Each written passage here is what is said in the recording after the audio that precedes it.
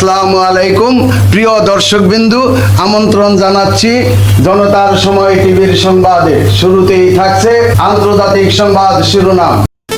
সন্ত্রাসী সংগঠন হিসাবে তালিকাভুক্ত করা হামাসের নেতাদের সঙ্গেই বৈঠক করলেন ট্রাম্প জামাতা কুশনার। এবার দেখবেন বিস্তারিত। ফিলিস্তিনের গাজা উপত্যকার জন্য প্রস্তাবিত শান্তি পরিকল্পনা এগিয়ে নিতে হামাসের নেতাদের সঙ্গে মিশরের বৈঠক করেছেন মার্কিন প্রেসিডেন্ট ডোনাল্ড ট্রাম্পের জামাতা ও মধ্যপ্রাচ্য বিষয়ক তার দূত জেরেড কুশনার। ইসরায়েলে অবশ্যই ট্রাম্পের ঘোষিত এই পরিকল্পনা প্রত্যাখ্যান করেছেন। গতকাল রোববার আল জাজিরাকে বৈঠকের বিষয়টি জানিয়েছেন ফিলিস্তিনি একটি সূত্র।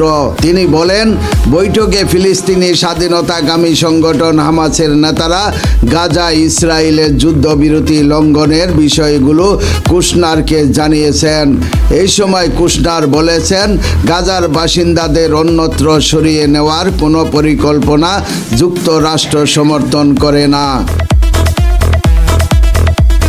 ট্রাম্পের গাজা পরিকল্পনা নিয়ে ইসরায়েলের সঙ্গে যুক্তরাষ্ট্রের যে মত পার্থক্য তৈরি হয়েছে তা কমাতেই কুশনার ইসরায়েল ও মিশর সফর করেছেন বলে ধারণা করা হচ্ছে।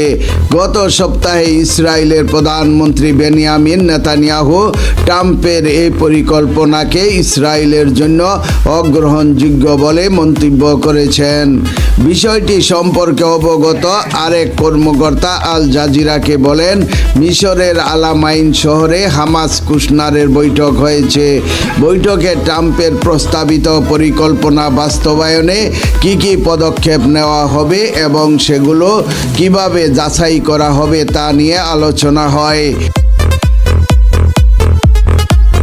ওই কর্মকর্তা বলেন, পদক্ষেপগুলোর মধ্যে রয়েছে গাজায় যুদ্ধবিরতি বজায় রাখা, এই উপত্যকা পরিচালনার সব দায়িত্ব গাজার জন্য গঠিত জাতীয় কমিটির কাছে হস্তান্তর শুরু করা এবং ভবিষ্যতে গাজা প্রশাসনে হামাসের কোনো ভূমিকা না রাখা।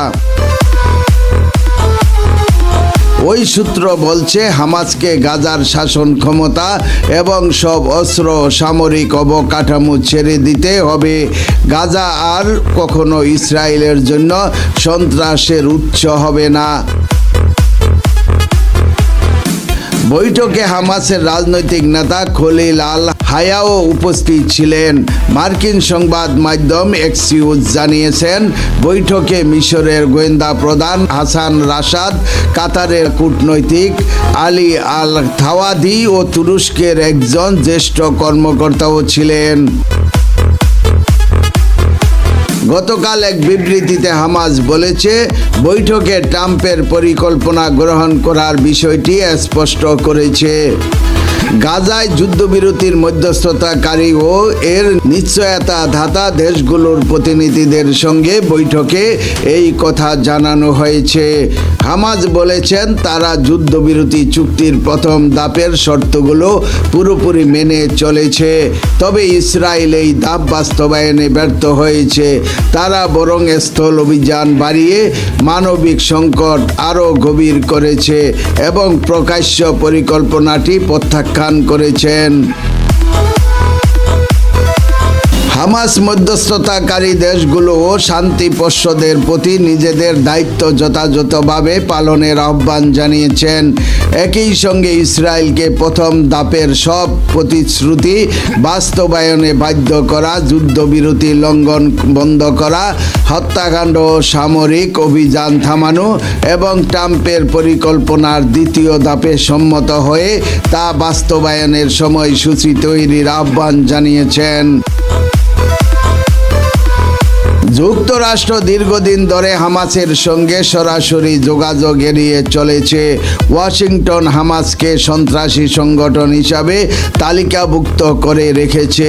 তবে গাজায় ইসরায়েলের যুদ্ধ বন্ধের আশায় ট্রাম্প প্রশাসন সাম্প্রতিক সময়ে হামাসের সঙ্গে সরাসরি যোগাযোগ আগের তুলনায় বেশি আগ্রহ দেখাচ্ছে।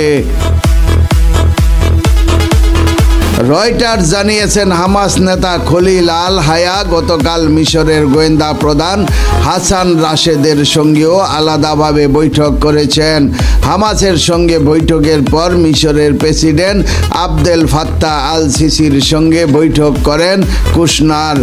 মিশরের প্রেসিডেন্ট কার্যালয় বলেছে, ওই বৈঠকে গাজা ছাড়াও দুই দেশের সম্পর্ক নিয়ে আলোচনা হয়েছে।